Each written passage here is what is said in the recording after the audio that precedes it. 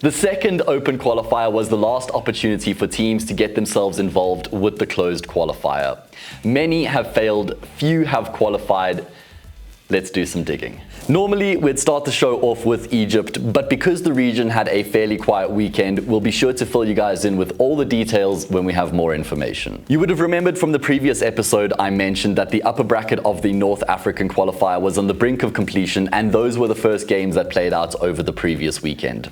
Kilost went up against Kaza 9 in the first game, and they coasted to victory, comfortably beating them 16-5. The next team to book themselves a spot was TA Brothers, who went up against CS Biskra and beat them 16-9 on Dust 2. The third team who were able to stamp their ticket were R4. Now that's a familiar name. They took part in the previous open qualifier as well, where they fell short at the final hurdle and weren't able to make it through, but they came back firing here in the second open qualifier, righted their wrongs and got across the line. Over in the lower brackets, CS Biskra had a second opportunity to qualify going up against Team Winfact, but they fumbled the ball and they ended up losing the game and are now out of contention, which means Team Winfact were the squad to progress through in that matchup. Kaza 9 also had a second opportunity to qualify when they played against Rise of Shadows, but they weren't able to make it happen either, with Rise of Shadows coming out on top of that game and beating them to the qualification. That now seals our 16-team list heading into the closed qualifier for the North African region. Be sure to head to intelafricamasters.com to get a full list of all the teams that have qualified for that next stage.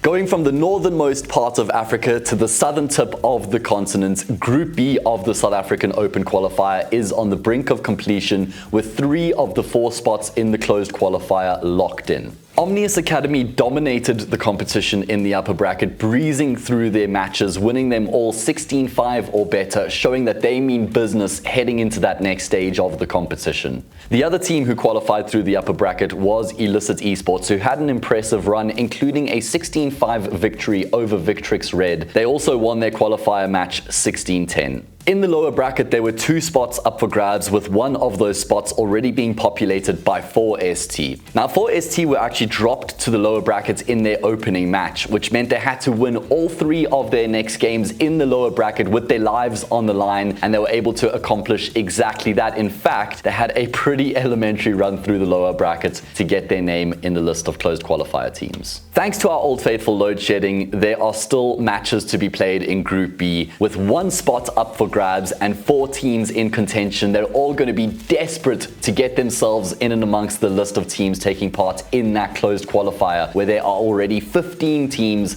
and only 1 spot available. Over in Nigeria, we've run into a few complications and we've been rolling with the punches. So it means we've locked in our first 4 teams for the regional finals, and those 4 teams are Epic Bots, Ghetto Militants, Outlaws and Cruise Gaming. We're so excited to see them in the regional finals, where we will find out which of those 4 teams will be coming to the live event in South Africa at the end of the year. With the closed qualifier drawing near, in the next episode of News Blast, we'll be sure to round out the second open qualifier and take a deep dive into some of the teams and players that will be featuring in the closed qualifier across all the regions of the Intel Africa Masters.